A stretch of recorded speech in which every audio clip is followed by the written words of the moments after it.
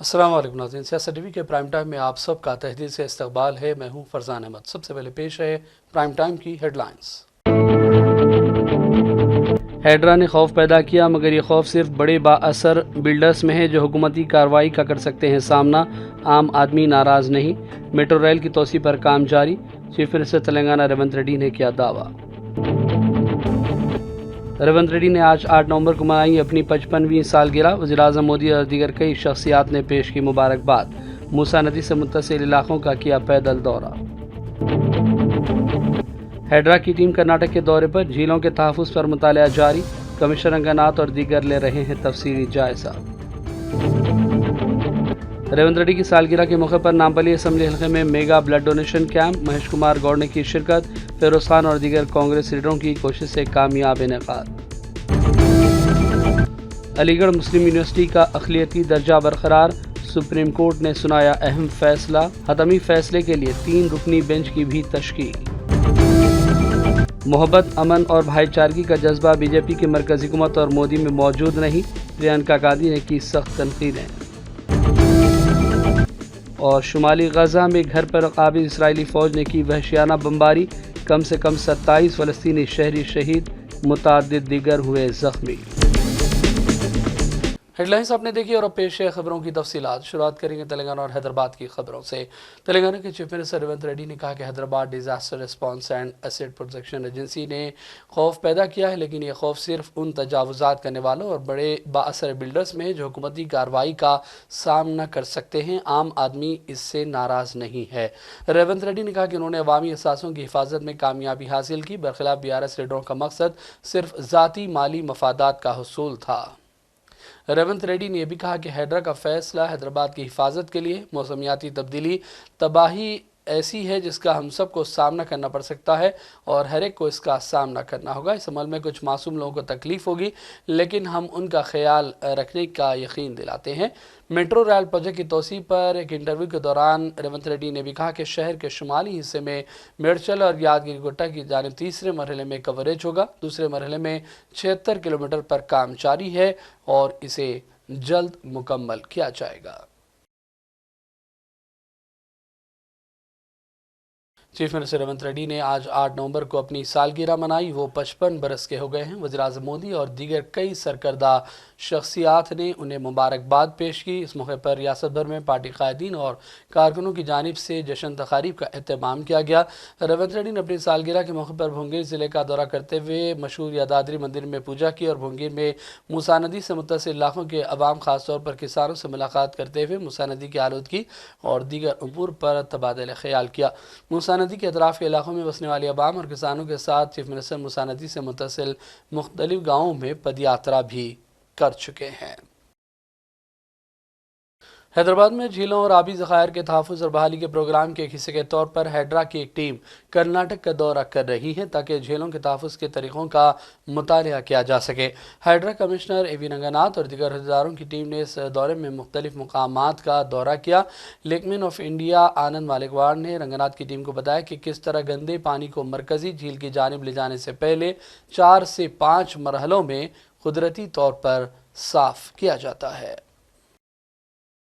हैड्रा के commissioner AV Ranganath ने कहा कि कर्नाटक में झीलों के तहफ़्फ़ुज़ के सिलसिले में खास इंतजाम किए गए और इसी का जायज़ा लेने और तेलंगाना में इसकी मुमकिन अमलावरी के हवाले से हम जायज़ा ले रहे हैं। डिज़ास्टर मैनेजमेंट के हवाले से बेंगलुरु सरफ़हरिस्त है और हम इसका भी तफसीली मुआयना कर रहे हैं।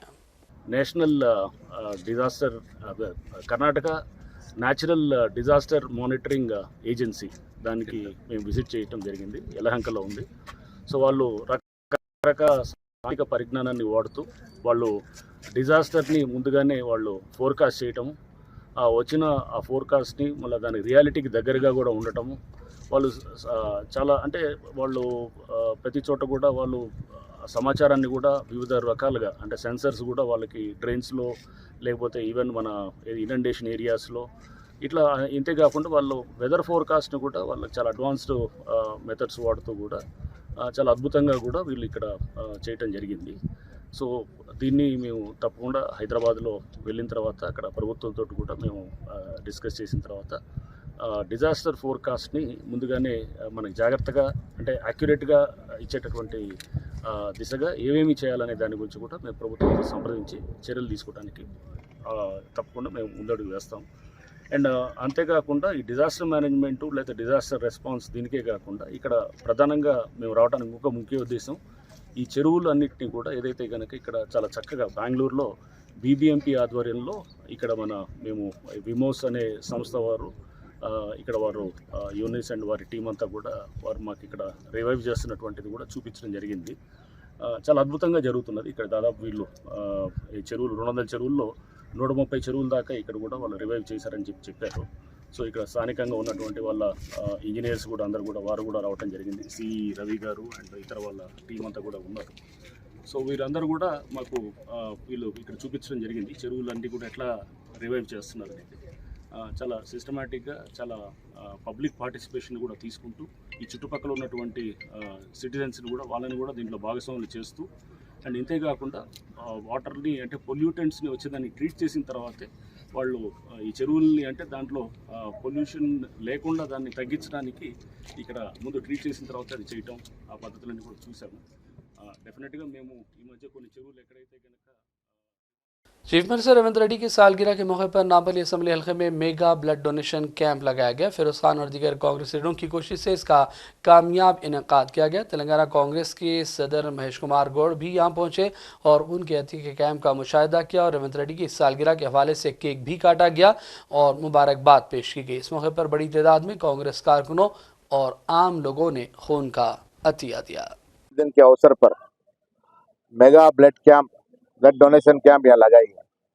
मैं बहुत सारे ब्लड डोनेशन कैंप जा चुका हूँ, लेकिन इतनी बड़ी पैमाने पे इतने लार्ज स्केल ब्लड डोनेशन जो कैंप कर रहे हैं पहली बार है।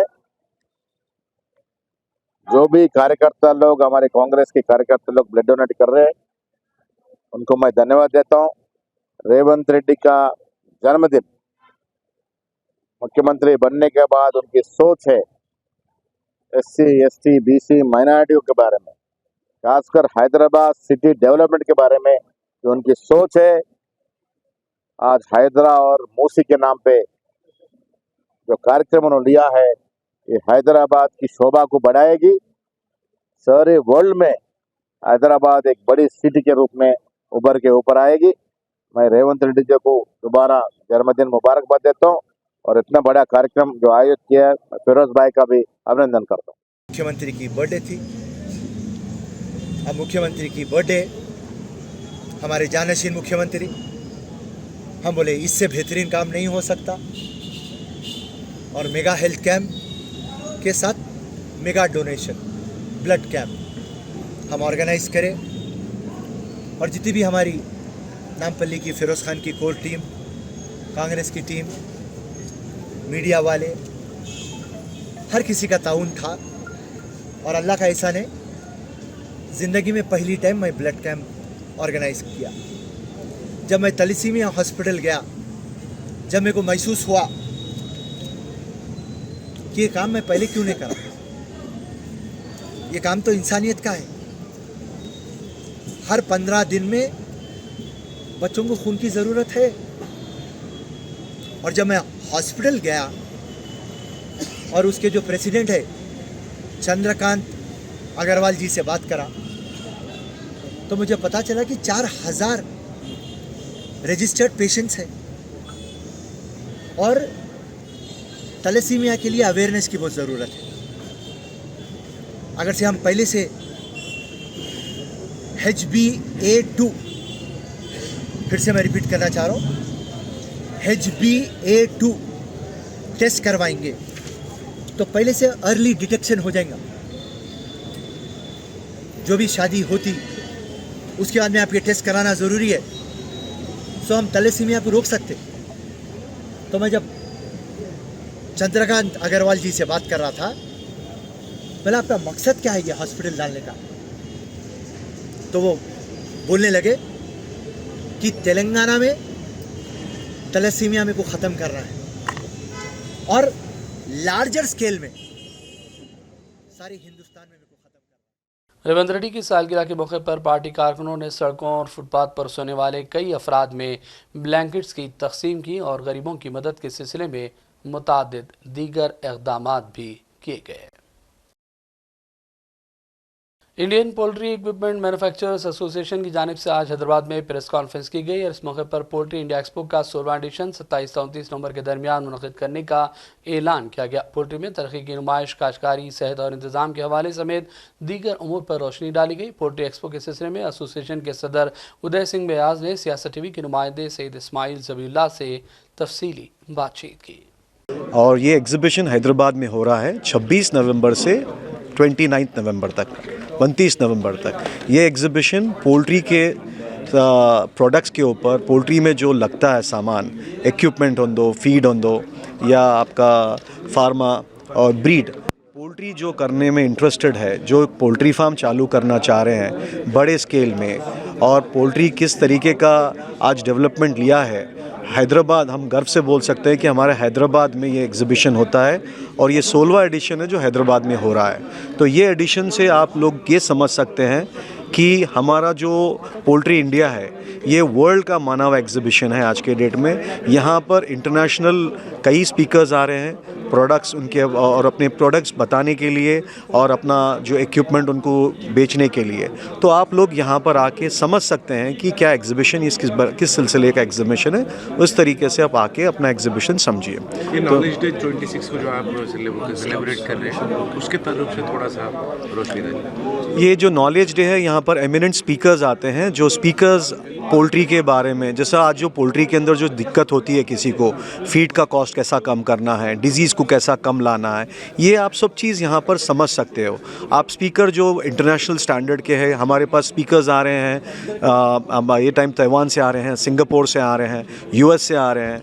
तो ये स्पीकर्स आके अपने बारे में आप उनको अपना राय बता सकते हैं कि हम ये प्रॉब्लम फेस कर रहे हैं तो उसको कैसा बाहर निकले, कैसा अच्छी प्रैक्टिस हम फॉलो कर सकें। ये प्रैक्टिसेस वो लोग समझ के आपको डायरेक्शन बताते हैं, ये डायरेक्शन में आप आगे चल सकते हैं। शहर हैदराबाद के गवर्नमेंट मैटरनिटी हॉस्पिटल कोठी से नौज़ायदा बच्चे को अगवा करने की कोशिश के इल्ज़ाम में सुल्तान बाजार पुलिस ने खातून को गिरफ्तार किया। पुलिस ने मुलजिमा की शनाख्त अस्करी बेगम के तौर पर की, जिसकी उम्र 45 साल बताई गई। वो घरेलू मुलाजिमा है, उसका ताल्लुक हैदराबाद के रन बाजार इलाके से है।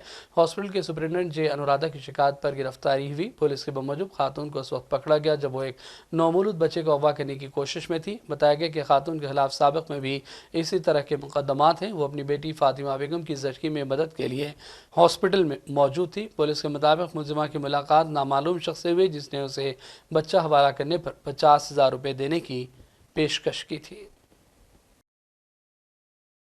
रियासती वज़ीर पी श्रीवास रेड्डी ने रायपुर में लगभग 52 करोड़ रुपये के तरक्याती कामों का इफ्तिताह अंजाम दिया। इस मौके पर उनके हमरा रुकन पार्लियामेंट डॉक्टर कड्डिम काव्या, मिल्सी बसवराजू सराया, वरंगल जिला कलेक्टर डॉक्टर सत्या शारदा और दीगर मौजूद थे। रायपुर में 7 करोड़ रुपये की लागत से तामीर होने वाली सड़क की तामीर के कामों का संग बुनियाद रखा गया, जबकि वर्धनापेट मंडल सेंटर में नया बस स्टैंड 50 करोड़ रुपये की लागत से तामीर होगा। इस मौके पर पी श्रीवास रेड्डी ने दावा किया कि तब्दीली सिर्फ इंदरमा की हुक्मरानी से मुमकिन है, जो तरक्की पिछले 10 सालों में BRS के दौर में नहीं हुई। रेवंत रेड्डी इसे तेजी के साथ अंजाम दे रहे हैं। సార్వత్రిక ఎన్నికల ముందు మన నాయకుడు రాహుల్ గాంధీ గారు గాని, ఖర్గే గారు గాని, ప్రియాంక గాంధీ గారు గాని, సోనియా గాంధీ గారు గాని, ఆనాటి పిసిసి అధ్యక్షులు ఈనాటి ముఖ్యమంత్రి గారు రేవంత్ రెడ్డి గారు గాని, ఇంకా చాలా మంది ముఖ్య నాయకులు మేమందరం చెప్పిన మాటల ప్రకారం తూచా తప్పకుండా రాష్ట్రం ఆర్థికంగా అప్పుల్లో ఉన్న ఆ అప్పులు కూడా అరాకొర అప్పులు కాదు, మన కూడా అందరంతా అంటే సుమారు 7,19,000 కోట్ల రూపాయల అప్పున్న ఈ రాష్ట్ర ప్రభుత్వం గౌరవ ముఖ్యమంత్రి రేవంత్ రెడ్డి గారి నాయకత్వంతో దృఢ సంకల్పంతో మనసుంటే మార్గం ఉంటది అనే విధంగా అనేక ఇబ్బందులు పడుతున్నప్పటికీ ఏ ఎన్నికలు లేకపోయినా రాజకీయ స్వార్థం కాకుండా రైతును రాజును చేయాలి అని ఒక దృఢ సంకల్పంతో అర్హులైన ప్రతి రైతన్నకి 2 లక్షల రూపాయల రుణమాఫీ చేస్తామని 27 రోజుల్లోనే 18,000 కోట్ల రూపాయల రుణమాఫీ చేసి ఇంకా 13,000 కోట్లు చేయాల్సింది ఉంది అని ధైర్యంగా చెప్పగలుగుతుంది ఈ ప్రభుత్వం। और हवाई नाज़रीन करेंगे चंद अहम कौमी और आलमी ख़बरों की जानिब। सुप्रीम कोर्ट ने एक अहम फैसले में कहा कि किसी तालीमी इदारे का अक़लियती दर्जा इसलिए ख़त्म नहीं होगा कि पार्लियामेंट इस इदारे को कंट्रोल या उसकी निगरानी के लिए कोई कानून बनाया है या ये इदारा गैर अक़लियती अफराद के ज़रिए चलाया जा रहा है। सुप्रीम कोर्ट ने अलीगढ़ मुस्लिम यूनिवर्सिटी का अक़लियती स्टेटस बरकरार रखने का ऐलान किया। चीफ जस्टिस ऑफ इंडिया समेत 7 जजों की बेंच ने इस केस का फैसला सुनाते हुए कहा कि किसी इदारे की अक़लियती हैसियत तय करने के लिए देखना होगा कि उसे किसने कायम किया। अदालत ने वजाहत की कि अदालत को इदारे के क़याम की असल बुनियाद पर गौर करना होगा और देखना होगा कि इसके पीछे किसका जहन था। ये भी देखना होगा कि ज़मीन के लिए फ़ंड्स कहाँ से आए और क्या अक़लियती बरादरी ने ताउन किया। इसके अलावा अगर इदारा गैर अक़लियती अफराद के ज़र इंतज़ाम भी हो तो इसकी अक़लियती हैसियत ख़त्म नहीं होगी। हतमी फ़ैसले के लिए 3 रुकनी बेंच की भी तश्कील की गई है। कांग्रेस लीडर प्रियंका गांधी ने मोदी और बीजेपी की मरकजी हुकूमत पर सख्त तनकीदें की और कहा कि मोहब्बत, अमन और भाईचारगी की उनके पास कमी है। तकसीम और नफरत उनका एजेंडा है। प्रियंका ने कहा कि शफाफ सियासतदान बीजेपी या उसके चाहने वालों के साथ नहीं रह सकता। Sisters and brothers, love, peace and brotherhood does not suit the BJP because their politics is not about the people. Their politics is not about development. It is not about building a better future for you. It is about dividing you, about spreading hatred, about spreading anger, about spreading mistrust and fear amongst you. Every leader of the BJP benefits from this division. Unfortunately, our country gets hurt. Unfortunately, that kind of politics keeps people behind. It does not allow them to flourish and to develop. It allows leaders of the BJP and politicians like them to believe that they are no longer answerable to you for your issues, to find resolution for your problems. It allows them to believe that as long as they keep you divided, they can stay in power. And that is the politics that we have to change today. There is nothing more that is needed in our country today than progress and development. Nothing more than a politics that focuses on you, on your problems, on how to resolve them, how to support you to move forward. Just like a family does not need anger and hatred and fighting, nor does a society, nor does a nation. America के election में Donald Trump की कामयाबी पर कांग्रेस से राहुल गांधी ने भी उन्हें मुबारकबाद पेश की। इसके साथ उन्होंने सदारती इलेक्शन में शिकस्त का सामना करने वाली डेमोक्रेटिक पार्टी के उम्मीदवार कमला हैरिस को भी खत लिखा। राहुल ने कहा कि वो कमला हैरिस को सदारती इंतखाबी मुहिम के लिए मुबारकबाद देते हैं। राहुल ने कहा कि मैं ट्रंप को अमेरिका के 47वां सदर बनने पर मुबारकबाद देना चाहता हूँ। अमेरिकी अवाम मुस्तकबिल के लिए आपके विजन पर भरोसा कर रहे हैं। राहुल ने कहा कि हिंदुस्तान और अमेरिका की तारीखी दोस्ती है जो जमहूरी इक़दार से हमारी वाबस्तगी से जुड़ी हुई है। हमें यकीन है कि आपकी क़यादत में दोनों मालिक बाहमी दिलचस्पी के शोबों में ताउन को मज़ीद मुस्तहकम करेंगे। ताउन जारी रहेगा। हिंदुस्तानियों और अमरीकियों के लिए मौक़े को बढ़ाने के लिए मिलजुल कर काम करना चाहिए।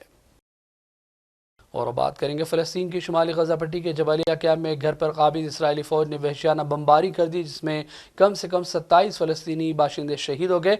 खौफनाक तस्वीर में 2 लड़कियों को भी मलबे के नीचे देखा जा सकता है जबकि काबिज़ अफवाज ने एक मकान पर बमबारी कर दी। बाज़राए के मुताबिक ताज़ा हमलों में 30 से ज़ायद अफराद शहीद, दर्जनों ज़ख्मी हुए हैं। इसराइल ने मुसलसल 398 दिनों से गज़ा पट्टी पर नस्ल कुशी की जंग जारी रखी। गज़ा पट्टी को तबाह ताराज कर दिया गया, सैकड़ों ख़ानदान ख़त्म हो गए और लाखों अफराद को बेघर किया गया। सिर्फ जुमेरात की सुबह से लेकर आज तक गज़ा पट्टी पर इसराइली हमलों में लगभग 50 शहरी शहीद हो गए हैं जिनमें से 36 शुमाली गज़ा पट्टी में लुक़्मा अजल बने। ऑस्ट्रेलिया में बच्चों के सोशल मीडिया के इस्तेमाल पर महदूद पाबंदी लगा दी गई। अब मुल्क में 16 साल से कम उम्र बच्चों का सोशल मीडिया पर कोई अकाउंट नहीं होगा। इस फैसले से हिंदुस्तानी सारिफीन भी खुश हैं। उन्होंने कहा कि हिंदुस्तान में भी बच्चों को महफूज रखने के लिए इस तरह का इक़दाम किया जाए। पेश है इस हवाले से सियासत टीवी की ये रिपोर्ट। ऑस्ट्रेलिया में बच्चों के सोशल मीडिया के इस्तेमाल पर महदूद पाबंदी आयद कर दी गई है। ऑस्ट्रेलिया की हुकूमत ने हुक्मनामा जारी किया कि मुल्क में 16 साल से कम उम्र बच्चों का सोशल मीडिया पर कोई अकाउंट नहीं होगा। इसका साफ साफ मतलब ये है कि स्कूल के बच्चे अपना कीमती वक्त सोशल मीडिया पर ज़ाय करने से बच जाएंगे। सोशल मीडिया ने दुनिया भर में बच्चों से लेकर बूढ़ों तक सबको अपनी गिरफ्त में ले रखा है और इसकी वजह से हर मुल्क के नौजवानों का मुस्तकबिल ज़ेर बहस है।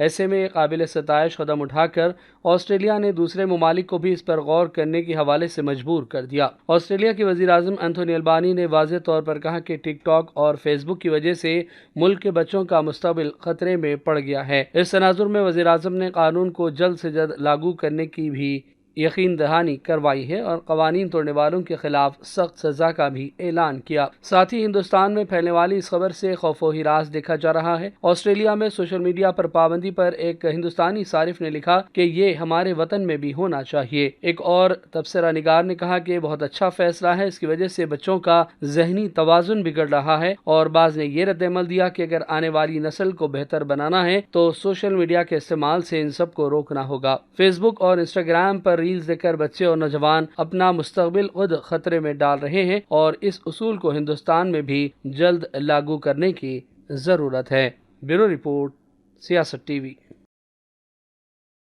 और अब आखिर में हेडलाइंस पर डालेंगे एक और नजर। हैड्रा ने खौफ पैदा किया, मगर ये खौफ सिर्फ बड़े बाअसर बिल्डर्स में है जो हुकूमती कार्रवाई का कर सकते हैं सामना। आम आदमी नाराज नहीं। मेट्रो रेल की तोसी पर काम जारी। चीफ मिनिस्टर तेलंगाना रेवंत रेड्डी ने किया दावा। रेवंत रेड्डी ने आज 8 नवंबर को मनाई अपनी 55वीं सालगिरह। वज़ीर आज़म मोदी और दीगर कई शख्सियात ने पेश की मुबारकबाद। मूसा नदी से मुत्तसिल इलाकों का किया पैदल दौरा। हैड्रा की टीम कर्नाटक के दौरे पर। झीलों के तहफ़्फ़ुज़ पर मुतालिया जारी। कमिश्नर अंगनात और दीगर ले रहे हैं तफसीली जायजा। रेवंत रेड्डी की सालगिरह के मौके पर नामपल्ली असम्बली हल्के में mega blood donation camp. Mahesh Kumar Goud ने की शिरकत। फिरोज खान और दीगर कांग्रेस लीडरों की कोशिश से कामयाब इनेकाद। अलीगढ़ मुस्लिम यूनिवर्सिटी का अक़लियती दर्जा बरकरार। सुप्रीम कोर्ट ने सुनाया अहम फैसला। हतमी फैसले के लिए 3 रुकनी बेंच की भी तश्कील। मोहब्बत, अमन और भाईचारगी का जज्बा बीजेपी की मरकजी हुकूमत और मोदी में मौजूद नहीं। प्रियंका गांधी ने की सख्त तनकीदें। और शुमाली गजा में घर पर काबिज इसराइली फौज ने की वहशियाना बमबारी। कम से कम 27 फ़लस्तीनी शहरी शहीद, मुताद्दिद दीगर हुए जख्मी। प्राइम टाइम का सिलसिला फिलहाल यही ख़त्म करते हैं। मोहम्मद फरजान अहमद को पूरी टीम के साथ इजाज़त दें। देखते रहिए सियासत टीवी। अल्लाह हाफ़िज़।